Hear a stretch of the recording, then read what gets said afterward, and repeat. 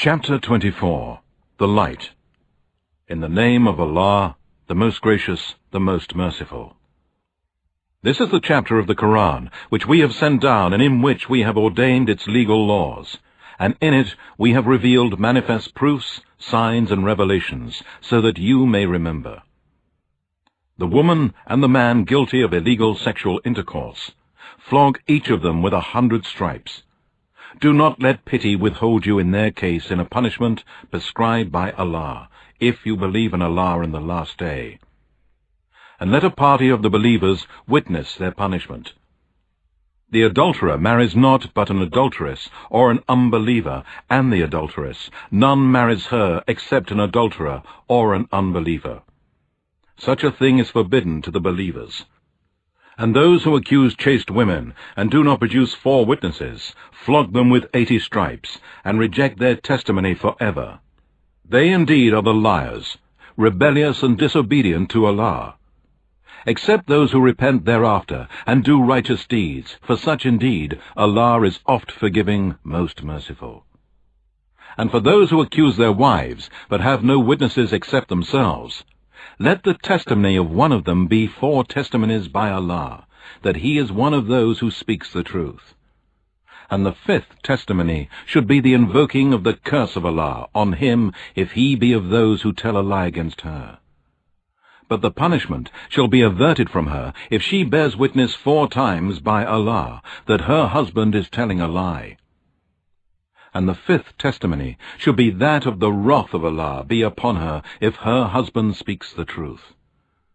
And had it not been for the grace of Allah and His mercy on you, He would have hastened the punishment upon you.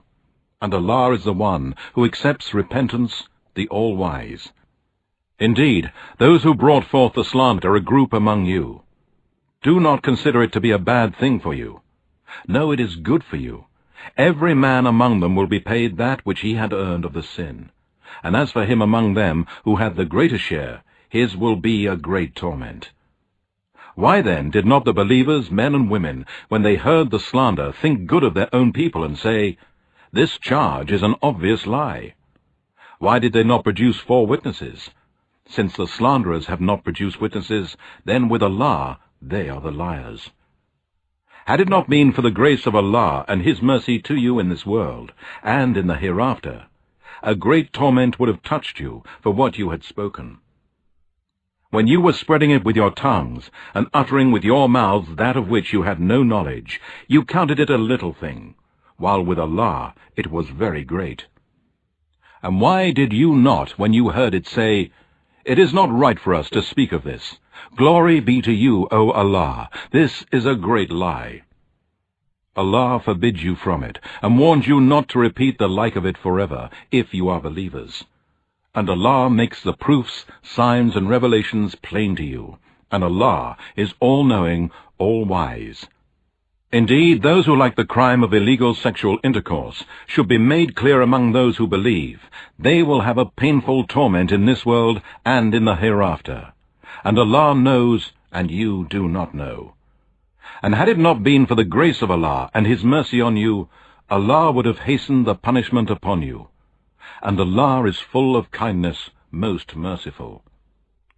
O you who believe, follow not the footsteps of Satan. And whoever follows the footsteps of Satan, then know that he commands you to commit indecency and disbelief and polytheism. And had it not been for the grace of Allah and His mercy on you, not one of you would ever have been pure from sins. But Allah purifies and guides to Islam whom He wills, and Allah is all-hearer, all-knower. And let not those among you who are blessed with graces and wealth swear not to give any sort of help to their relatives, the poor, and those who left their homes for Allah's cause. Let them pardon and forgive. Do you not love that Allah should forgive you? And Allah is oft forgiving, most merciful. Indeed, those who accuse chaste women, who never even think of anything touching their chastity, and who are true believers, are cursed in this life and in the hereafter, and for them will be a great torment. On the day when their tongues, their hands, and their legs or feet will bear witness against them as to what they used to do, on that day Allah will pay them the recompense of their deeds in full, and they will know that Allah is the manifest truth. The bad women for the bad men, and the bad men for the bad women, and the good women for the good men, and the good men for the good women. Such amongst the good people are innocent of each and every bad statement which the others say. For them is forgiveness and a generous provision in paradise. O you who believe, do not enter houses other than your own until you have asked permission and greeted those in them. That is better for you, in order that you may remember. And if you find no one there, still do not enter until permission has been given. And if you are asked to go back, go back. It is purer for you, and Allah is all-knower of what you do. There is no sin on you that you enter without taking permission houses uninhabited, which serve some other interest for you. And Allah has knowledge of what you reveal and what you conceal. Tell the believing men to lower their gaze from looking at forbidden things, and to protect their private parts. That is purer for them. Indeed, Allah is all aware of what they do. And tell the believing women to lower their gaze from looking at forbidden things, and protect their private parts from illegal sexual acts, and not to show off their adornment, except only that which is apparent, and to draw their veils over their bodies, and not to reveal their adornment except to their husbands, their fathers, their husbands' fathers, their sons, their husbands' sons, their brothers, or their brothers' sons, or their sisters' sons, or the Muslim women, or the female slaves whom their right hands possess, or old male servants who lack vigor, or small children who have no sense of the shame of sex. And let them not stamp their feet so as to reveal what they hide of their adornment. And, O believers, beg Allah to forgive you all, that you may be successful. And marry those among you who are single and from amongst the pious, fit and capable ones, of your male slaves and maidservants. If they be poor, Allah will enrich them out of His bounty. And Allah is all-sufficient for His creatures' needs, all-knowing. And let those who cannot find the financial means for marriage keep themselves chaste, until Allah enriches them of His bounty. And such of your slaves who seek a writing of emancipation, give them such writing, if you know that they are good and trustworthy. And give them something yourselves out of the wealth which Allah has bestowed upon you. And do not force your maids to prostitution, if they desire chastity, in order that you may make a gain in the goods of this worldly life. But if anyone forces them to prostitution, then after such force, Allah is oft forgiving, most merciful to those women. And indeed, we have sent down for you proofs, signs, and revelations that make things plain, and the example of those who passed away before you, and an admonition for those who are pious. Allah is the light of the heavens and the earth. The parable of His light is as if there were a niche, and within it a lamp. The lamp is in glass, the glass as if it were a brilliant star, lit from a blessed tree, an olive tree, neither of the east nor of the west, whose oil would almost glow forth of itself, though no fire touched it. Light upon light. Allah guides to His light whom He wills, and Allah sets forth parables for mankind, and Allah is all-knower of everything. Such a light is lit in houses, which Allah has ordained to be raised. In them His name is glorified in the mornings and in the afternoons or the evenings, by men whom neither trade nor sale diverts them from the remembrance of Allah with heart and tongue, nor from performing prayer, nor from giving charity. They fear a day when hearts and eyes will be overturned from the horror of the torment of the day of resurrection, that Allah may reward them according to the best of their deeds, and add even more for them out of His grace. And Allah provides without measure to whom He wills. As for those who disbelieve, their deeds are like a mirage in a desert. The thirsty one thinks it to be water, until he comes up to it. He finds it to be nothing. But he finds Allah with him who will pay him his due, hell, and Allah is swift in taking account. All the state of a disbeliever is like the darkness in a vast deep sea, overwhelmed with a great wave, topped by a great wave, topped by dark clouds, darkness, one above another. If a man stretches out his hand, he can hardly see it. And he for whom Allah has not appointed light, for him there is no light. Do you not see that it is Allah to whom glorifies whoever is in the heavens and the earth, and the birds with wings outspread in their flight? Indeed, of each Allah knows his prayer and his glorification, and Allah is all aware of what they do. And to Allah belongs the sovereignty of the heavens and the earth, and to Allah is the return of all.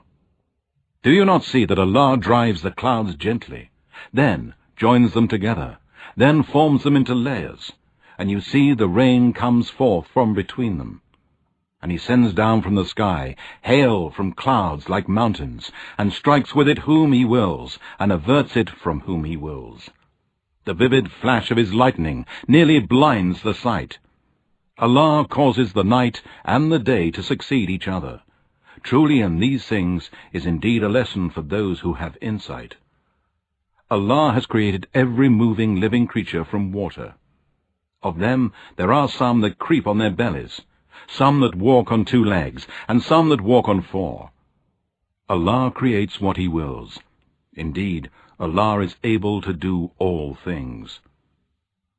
We have indeed sent down in this Qur'an manifest proofs, signs, and revelations, lawful and unlawful things, and have set the boundaries of the religion of Islam. And Allah guides whom he wills to a straight path. The hypocrites say, "We have believed in Allah, and in the Messenger Muhammad, and we obey." Then a party of them turn away. Such are not believers. And when they are called to Allah to judge between them, a party of them refuses to come and turns away. But if the right is with them, they come to him willingly with submission. Is there a disease in their hearts? Or do they doubt or fear lest Allah and his Messenger should wrong them in judgment? No, it is they themselves who are the polytheists, hypocrites, and wrongdoers. The only saying of the faithful believers when they are called to Allah to judge between them is that they say, "We hear and we obey." And such are the prosperous ones who will live forever in paradise.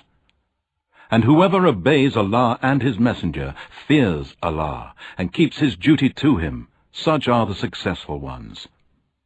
They swear by Allah their strongest oaths, that if only you would order them, they would leave their homes to fight in Allah's cause.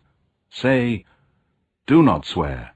This obedience of yours is known to be false. Indeed, Allah knows well what you do. Say, obey Allah and obey the Messenger. But if you turn away, the Messenger is only responsible for the duty placed on him, to convey Allah's message, and you for that placed on you. If you obey him, you shall be on the right guidance. The messenger's duty is only to convey the message in a clear way.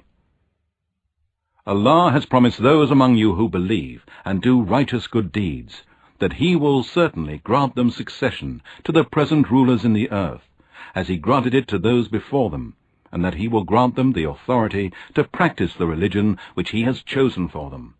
And he will surely give them in exchange a safe security after their fear, provided the believers worship him and do not associate anything in worship with him. But whoever disbelieved after this, they are the rebellious and disobedient to Allah. And perform prayer and give charity and obey the Messenger Muhammad, so that you may receive mercy from Allah. Do not consider that the disbelievers can escape in the land. Their abode shall be the fire, and worst indeed is that destination. O you who believe, let your slaves and slave girls, and the children among you who have not come to the age of puberty, ask your permission before they come to your presence on 3 occasions. Before the morning prayer, and while you take off your clothes for the midday rest, and after the late night prayer. These 3 times are of privacy for you. Other than these times, there is no sin on you or on them to move about attending each other. Thus Allah makes clear the verses of this Qur'an to you, and Allah is all-knowing, all-wise. And when the children among you come to puberty, then let them also ask for permission, as those senior to them in age ask permission. Thus Allah makes clear His commandments for you, and Allah is all-knowing, all-wise. And as for women who are past childbearing, and do not expect wedlock, it is no sin on them if they discard their outer clothing in such a way as not to show their adornment. But to refrain and not to discard their outer clothing is better for them. And Allah is all-hearer, all-knower. There is no restriction on the blind, nor any restriction on the lame, nor any restriction on the sick, nor on yourselves, if you eat from your houses, or the houses of your fathers, or the houses of your mothers, or the houses of your brothers, or the houses of your sisters, or the houses of your father's brothers, or the houses of your father's sisters, or the houses of your mother's brothers, or the houses of your mother's sisters, or from that of which you hold keys, or from the house of a friend. There is no sin on you whether you eat together or apart. But when you enter the houses, greet one another with a greeting from Allah that is both blessed and good. Thus Allah makes clear His verses, signs, and revelations to you, so that you may understand. The true believers are only those who believe in the oneness of Allah and His Messenger Muhammad. And when they are with him on some common matter, they do not go away until they have asked his permission. Indeed, those who ask your permission, they are those who really believe in Allah and His Messenger. So if they ask your permission for some affair of theirs, give permission to whom you will of them, and ask Allah for their forgiveness. Truly, Allah is oft forgiving, most merciful. Make not the calling of the Messenger Muhammad among you as your calling of one another.